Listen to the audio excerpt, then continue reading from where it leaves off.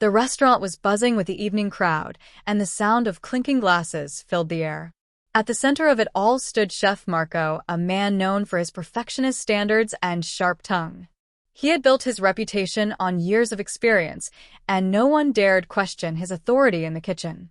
That was until Emma walked in. Emma was quiet and humble, her clothes plain, and her demeanor simple. She was not a chef, and she had no background in culinary school, but she had a calm confidence that seemed to unsettle Marco. When the head waiter mentioned that Emma wanted to try cooking in the kitchen, Marco burst out laughing. He crossed his arms, smirking, and asked if she was joking. "A simple woman like you cooking here," he said with disbelief. The staff chuckled nervously, not daring to challenge their boss. Emma, however, only smiled politely and asked for a chance to make one dish. Marco raised an eyebrow, his pride demanding a show. "Fine," he said, "go ahead and prove me wrong." The kitchen staff stepped back, watching curiously as Emma rolled up her sleeves. Instead of rushing, she moved with quiet precision. She gathered fresh vegetables, herbs, and spices with hands that showed experience, though not the kind that came from professional kitchens. The staff whispered among themselves, wondering how she even knew where everything was kept. Marco leaned against the counter, arms still crossed, certain she would fumble and embarrass herself. But Emma's calmness only grew as she began chopping, slicing, and blending. The aromas that filled the kitchen shifted from ordinary to something remarkable. The sizzle of garlic in the pan mixed with the fragrance of herbs and spices that blended in ways the staff had never smelled before. Soon curiosity replaced their doubt, and the waiters and sous chefs leaned closer, trying to see what Emma was creating. Marco tried to keep his stern face, but he could not ignore the sudden change in the air. There was a warmth in the scent, a depth of flavor that pulled even the busiest staff away from their stations. Emma plated the dish with care, placing it in front of Marco with no trace of arrogance, only quiet assurance. "Here," she said softly, "taste it." The room fell silent. Marco lifted his fork slowly, certain he would prove her wrong with a single bite. But the moment the food touched his tongue, his expression froze. The layers of flavor hit him in waves, subtle yet powerful, blending in perfect harmony. He blinked, staring at the plate, then at Emma, unable to hide his shock. This was no mistake, no accident, this was skill. The staff watched in awe, their eyes wide, as Marco set his fork down and leaned back in disbelief. Emma simply waited, her calm eyes steady, as if she knew the reaction he would have all along. Marco cleared his throat, searching for words, but none came easily. The silence in the kitchen grew heavier every second until finally he whispered, "Where did you learn to cook like this?" Emma gave a small smile and replied, "I learned at home, cooking for those I loved." The staff exchanged glances, their respect for her growing by the second. Even Marco, who had never bowed his pride before, felt the weight of humility pressing on him. But instead of anger, there was something else in his eyes, something that surprised even him. It was respect.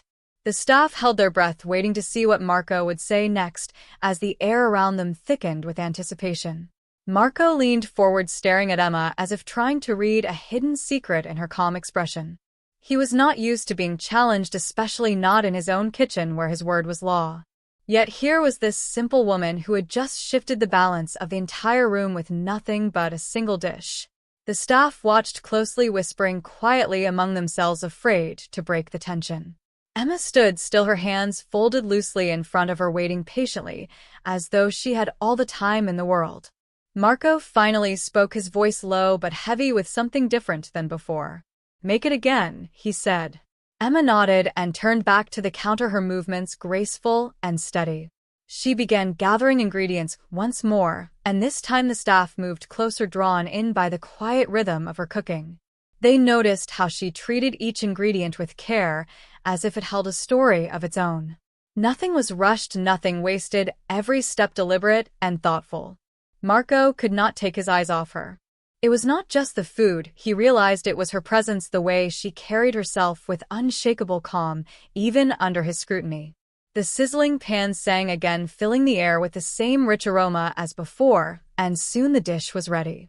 Emma placed it before Marco once more and waited. He tasted it again, and this time he closed his eyes, letting the flavors settle deeper. It was undeniable. The room seemed to grow warmer, softer, almost as if Emma had poured her own spirit into the meal. When Marco opened his eyes, they were no longer cold or doubtful. "Who are you really?" he asked, his voice softer now. Emma smiled faintly. "I told you, I am just someone who loves to cook." The staff looked at one another, their respect growing, while Marco sat back, realizing that this woman had shaken something inside him he never expected. He picked up the fork again, tasting another bite, as if to reassure himself that it was real. And with each bite his pride began to crumble piece by piece, replaced by a rare feeling of awe that he had long forgotten. The restaurant around them grew quieter as the staff leaned closer, waiting to see what Marco would do next. Marco set the fork down slowly and looked at Emma again, his expression unreadable. The staff held their breath, expecting him to erupt or dismiss her, but he only leaned forward, resting his elbows on the counter. Emma stayed calm, her eyes steady on him, as if she had already accepted whatever came next. Finally, Marco spoke, his voice quiet but carrying across the kitchen. "Do you know what you just did?" he asked. Emma tilted her head slightly. "What did I do?" "You reminded me what food is supposed to feel like," Marco said after a pause.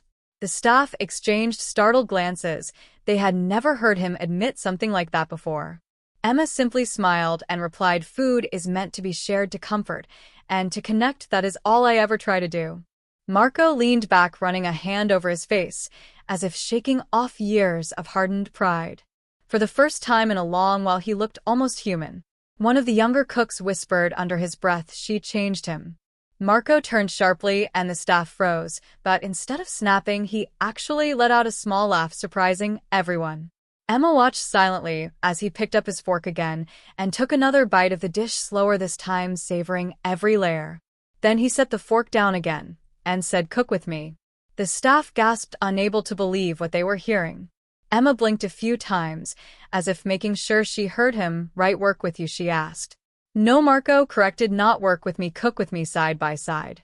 Emma looked around at the staff, their faces wide with disbelief and curiosity, then back at Marco. She could sense he meant it, though his pride still clung to his words like a shadow. Emma thought for a long moment before answering, her voice calm, yet firm. "I will cook with you, but not as your shadow, only if you are willing to listen as much as you lead." The staff froze again, waiting for Marco's explosion. But instead he looked at her for a long time, and then slowly nodded.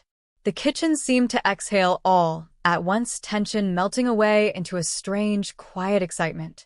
Emma picked up a pan, her movements graceful and sure as always, and Marco stood beside her, reaching for ingredients, his eyes still following her every motion. For the first time in years, he was not in control, and yet he did not mind. The staff gathered closer, whispering to each other, knowing they were witnessing something none of them would ever forget.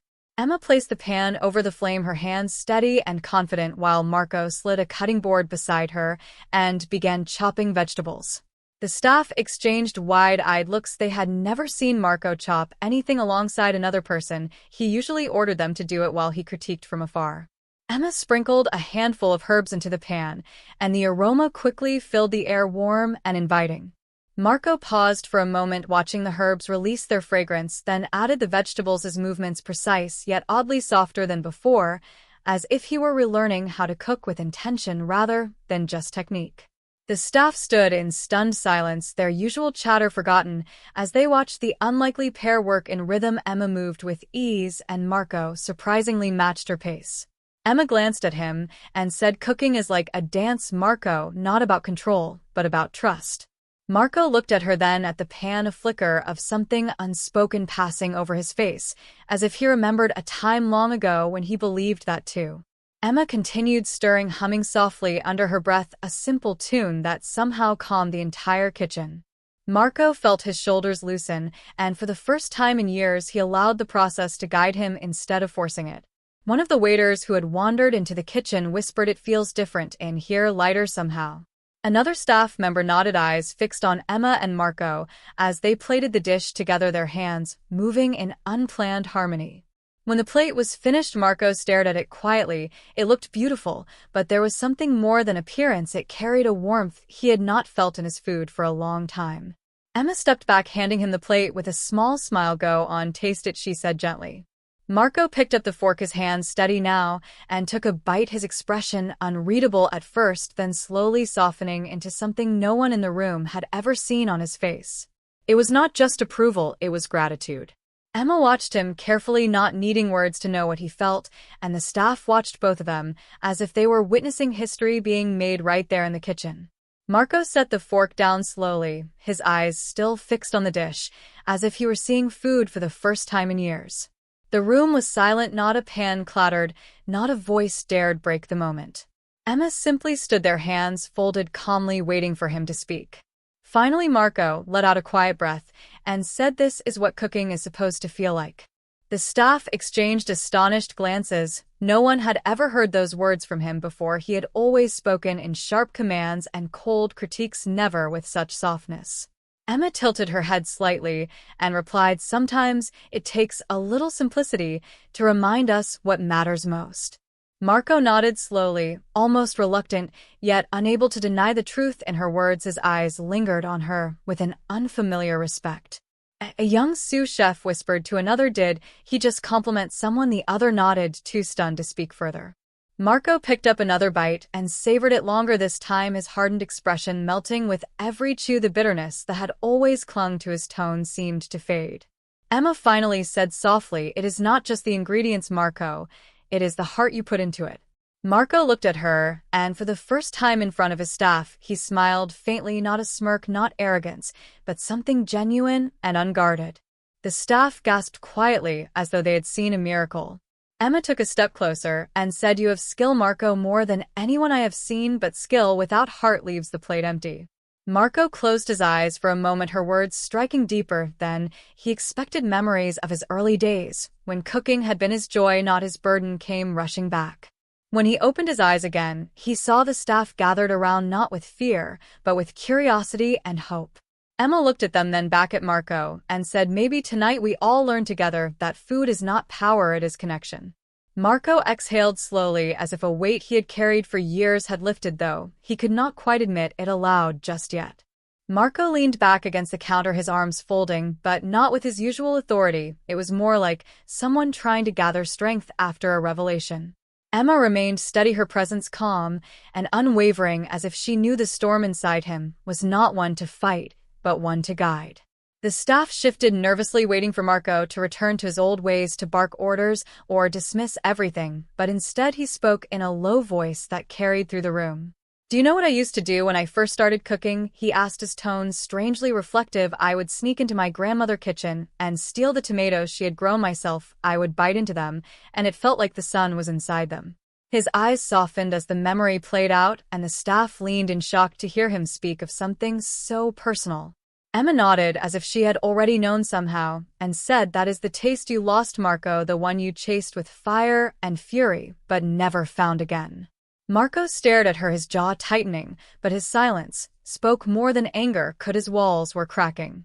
One of the younger cooks timidly raised a hand and asked, "Chef, do you want us to try making something from her recipe too?" Marco glanced at the cook, then back at Emma, his pride fighting, but his heart slowly giving way. He muttered quietly, "Perhaps it would not be the worst idea." Emma smiled warmly, the kind of smile that reached everyone in the room, even those who had always been afraid to breathe near Marco's stove. Suddenly the kitchen felt alive with something it had never known before: hope. The staff exchanged glances, but this time they were not fearful, they were excited. They wanted to see what would happen next. Marco cleared his throat, regaining a little of his usual composure, but his eyes betrayed him, showing a spark that had long been missing. Emma waited patiently, her hands still folded, as if she knew he was standing on the edge of change and only needed one small push to step forward. Marco finally reached for a pan, his hand steady, but his eyes still flickering with uncertainty, as if each movement carried the weight of years of pride. The staff froze, watching him like a scene unfolding that none of them had ever imagined. Marco not commanding, but almost learning again. Emma quietly walked to the counter and placed a small bowl in front of him. Inside were the herbs she had brought from her own garden, the leaves bright, fresh, alive with a fragrance that filled the kitchen instantly.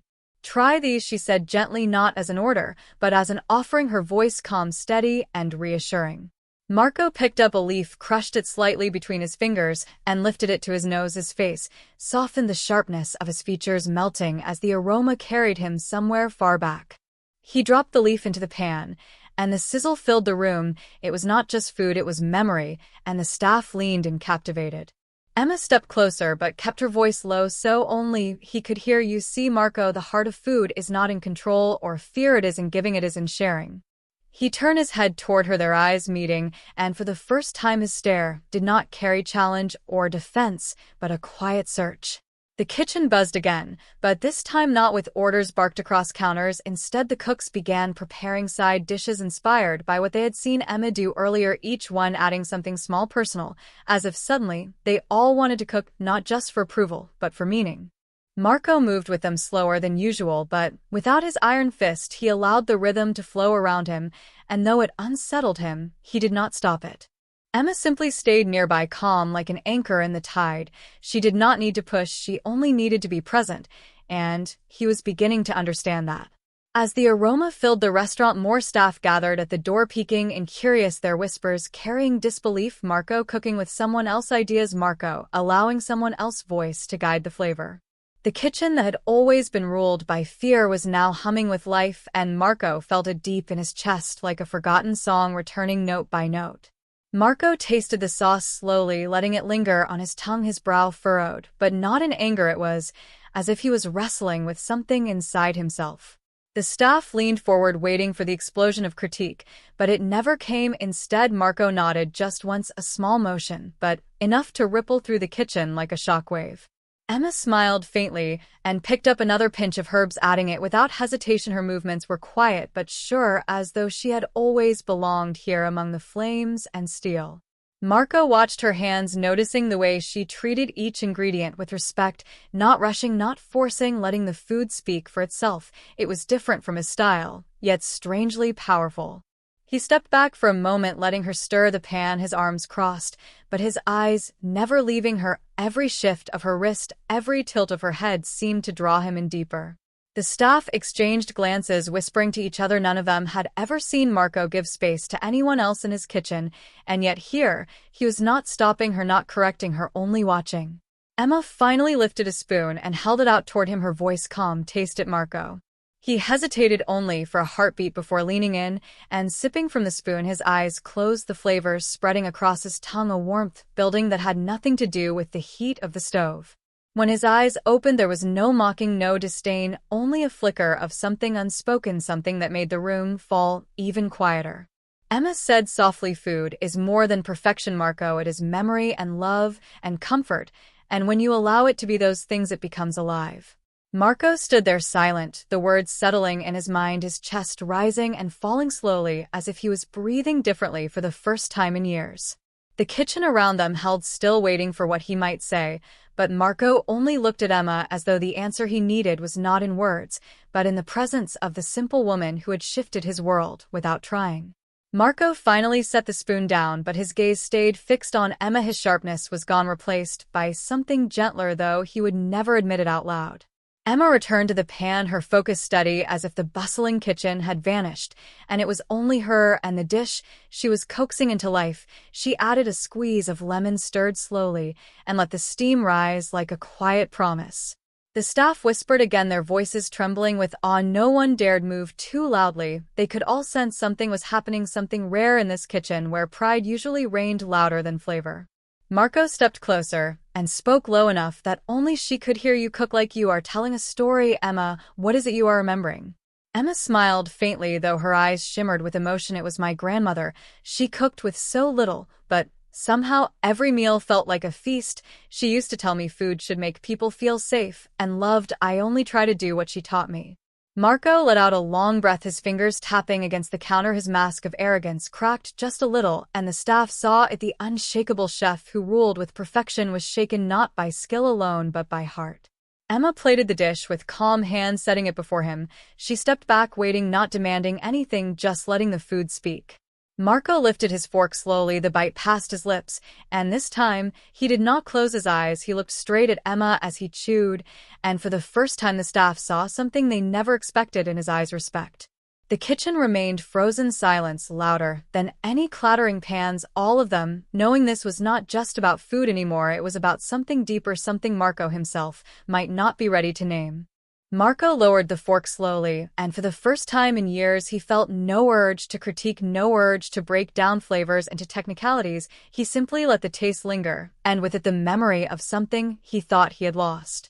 The kitchen staff leaned forward, waiting for the explosion of words, but none came. Instead, Marco stood straighter, his voice quiet, yet heavy with meaning. You reminded me of why I became a chef, Emma. It was never about the stars or the titles, it was about this feeling. Emma held his gaze steady, unshaken by the weight of his words. She only said softly, "Then keep cooking for that feeling, not for yourself, but for the people who need it." For a long moment Marco said nothing, and then, to the shock of everyone, he set his hand gently on the counter and gave a single nod, a gesture of respect he had never offered to anyone in that kitchen. The staff erupted in applause, unable to contain themselves, their fear of Marco drowned out by the relief of seeing something they never thought possible. The maestro, humbled by a simple woman. Emma gave a small smile, but she did not bask in the glory. She only returned to cleaning her station, her work always speaking louder than her pride. From that day forward, the restaurant changed. It was no longer ruled by sharpness and fear, but by the quiet reminder Emma had given them: food was meant to bring warmth, not just perfection. And though Marco remained the maestro, everyone knew his kitchen was different now because of one woman whose heart had spoken louder than any recipe ever could.